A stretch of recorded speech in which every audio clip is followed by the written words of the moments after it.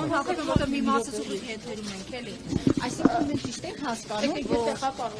վերաքննիչը բավարարել է դատախազության բողոքը, բայց մենք ճիշտ ենք հասկանում, որ բեկ անել է տնային կալանքի որոշումը։ Այո։ Դա ինչ է նշանակում։ Դա նշանակում է, այսինքն տնային կալանքի որոշումը չէ, երկու որոշում է եղել, վարույթ հարուցելու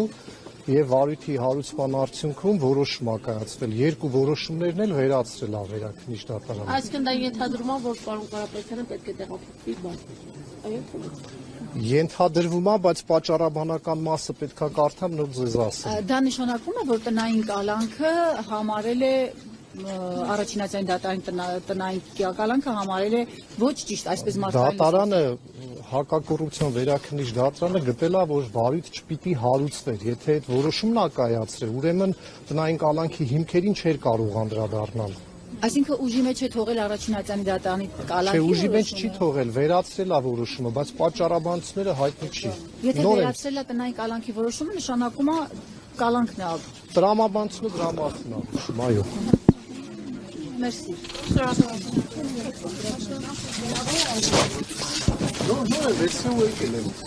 Ես կարող եմ ասել հերթանոց որոշում է։ Բանի է։ Չէ։